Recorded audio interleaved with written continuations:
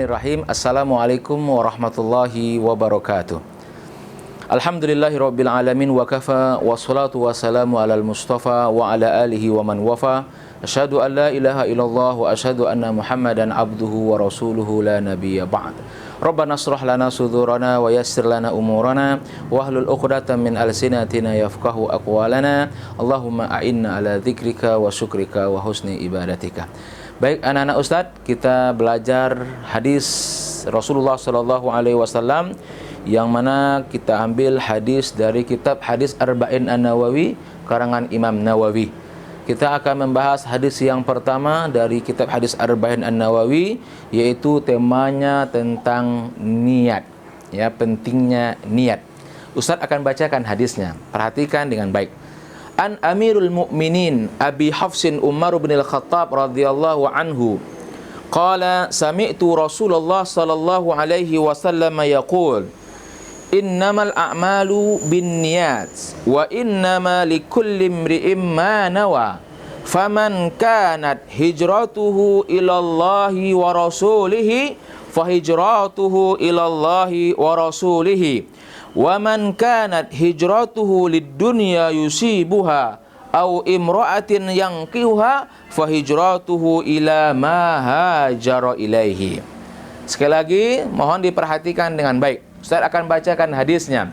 An Amirul Mu'minin Abi Hafsin Umar bin Al-Khattab radhiyallahu anhu qala sami'tu Rasulullah sallallahu alaihi wasallam yaqul innamal a'malu binniyat wa innama likulli imri'in ma nawa faman kanat hijratuhu ilallahi wa rasulihi fahijratuhu ilallahi wa rasulihi wa man kanat hijratuhu lid-dunya yusibuha au imra'atin yankihuha fahijratuhu ila ma hajara ilaihi. Rawahu Bukhari wa Muslim.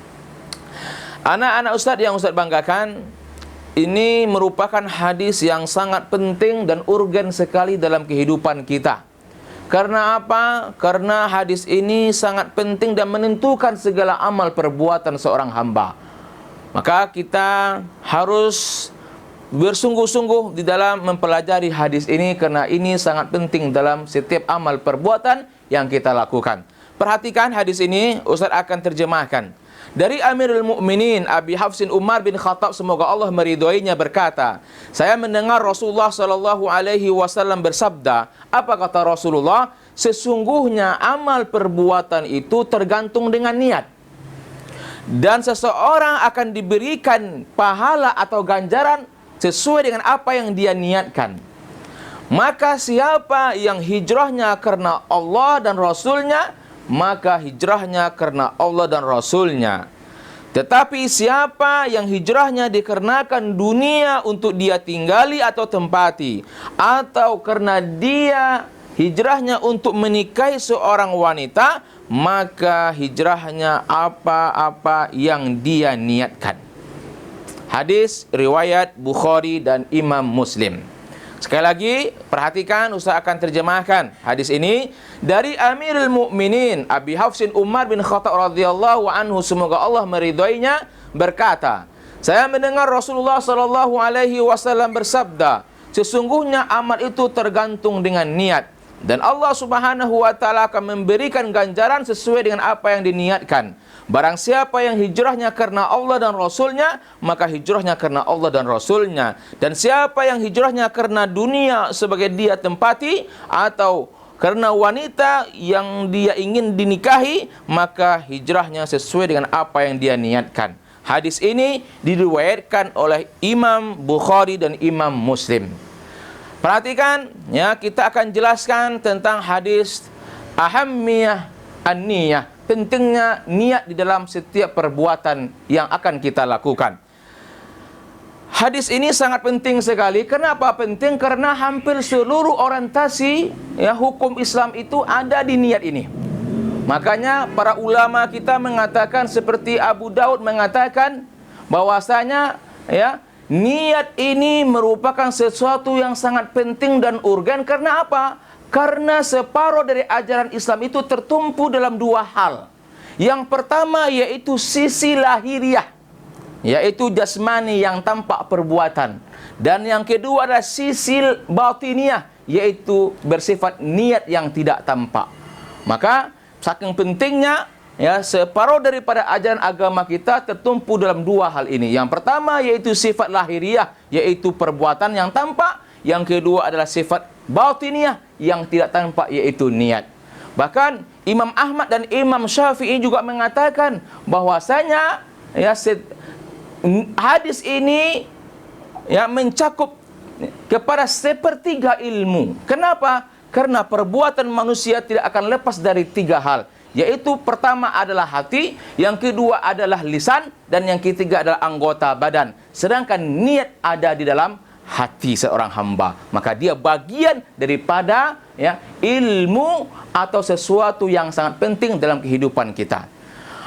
Maka oleh karena itu anak-anak Ustadz yang Ustadz banggakan, penting kita belajar niat ini. Kenapa? Yang pertama, coba kita perhatikan pelajaran-pelajaran yang bisa kita ambil dari hadis niat ini. Yang pertama adalah ya, pentingnya niat. Kenapa?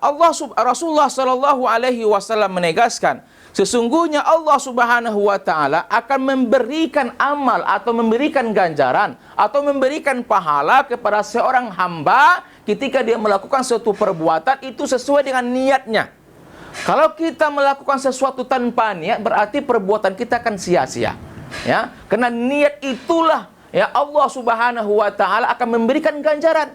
Seperti misalkan kita ingin melakukan sholat, apa niat kita? Ya, kita melakukan ibadah haji, apa niat kita? Ya, kita melakukan ibadah-ibadah yang lainnya tentu dengan niat. Ya, makanya coba kita perhatikan orang yang melakukan suatu perbuatan dengan niat ikhlas karena Allah Subhanahu wa Ta'ala, maka dia akan mendapatkan pahala dari Allah Subhanahu wa Ta'ala. Tetapi orang yang melakukan suatu perbuatan tanpa ada niat, maka perbuatan yang dia lakukan itu akan menjadi sia-sia. Itu yang pertama. Yang kedua, pelajaran bisa kita ambil dari hadis ini adalah tentang kapan kita akan membaca niat, kapan kita akan memulai niat, dan di mana tempat niat itu. Untuk kita kapan memulai berniat itu ketika di awal perbuatan. Ketika kita melakukan sesuatu perbuatan, diawali ya dengan kita berniat karena Allah Subhanahu wa Ta'ala. Kemudian di mana tempat niat itu? Ya, mahalun niat, tempat niat itu adalah di hati kita. Nah, ya. Apakah boleh kita melafazkan niat? Ya, boleh saja, silakan. Ya, tidak ada masalah. Kita dibolehkan untuk melafazkan niat, ya. Ataupun bolehkah kita tidak melafazkan niat? Juga boleh. Nah, kemudian anak-anak Ustadz yang Ustadz banggakan, pelajaran yang berikutnya yang bisa kita ambil dari hadis ini tentang ya pentingnya kita hijrah. Ya, pentingnya kita hijrah karena Rasulullah Shallallahu Alaihi Wasallam dalam hadis ini juga menceritakan tentang peristiwa hijrah. Kalau kita lihat asbabul wurud daripada hadis ini keluar, sebagaimana yang dikatakan oleh Imam At-Tabrani dalam kitabnya Al-Majmu' Kabir, di situ terdapat sanad yang sangat kuat dan rajih sekali, dan dia meriwayatkan bahwasanya ya Ibnu Mas'ud pernah berkata bahwasanya ada di antara kalangan kami seorang laki-laki yang dia ingin menikahi seorang wanita, dan wanita itu bernama Ummu Qais. Kemudian wanita itu menolak sehingga dia hijrah ke Madinah. Kemudian laki-laki ini ikut hijrah, kemudian dia menikahi wanita tadi. Maka kami menyebutnya adalah hijrah Ummu Qais, seseorang yang dia hijrah untuk menikahi seorang wanita. Karena itulah ya asbabul wurud daripada hadis ini, ada seorang yang melakukan hijrah ke kota Madinah dikarenakan ia ingin menikahi seorang wanita. Nah, itu ya daripada asbabul wurud daripada hadis ini. Maka pelajaran yang berikutnya adalah pentingnya kita hijrah dari satu tempat ya, dari tempat yang tidak baik, yang kita susah untuk melakukan suatu ketaatan kepada Allah Subhanahu wa Ta'ala, kita dianjurkan untuk pindah ke tempat yang kita lebih nyaman dan lebih bisa beribadah dengan baik kepada Allah Subhanahu wa Ta'ala. Yang terakhir, anak-anak Ustadz yang Ustadz banggakan, pelajaran bisa kita ambil dari hadis ini, maka belajarlah ikhlas ya, belajarlah melakukan amal perbuatan dengan ikhlas supaya kita mendapatkan pahala-pahala yang besar dari sisi Allah Subhanahu wa taala dan mendapatkan kebahagiaan hidup di dunia ini. Bahkan ya, ulama kita mengatakan rubba amalin saghirin tukabbirun niyyah wa rubba amalin kabirin tusaghirun niyyah. Betapa banyak amalan-amalan yang kecil tapi dikarenakan niatnya ikhlas karena Allah Subhanahu wa taala, dia mendapatkan pahala yang besar di sisi Allah. Sebaliknya, berapa banyak amalan yang besar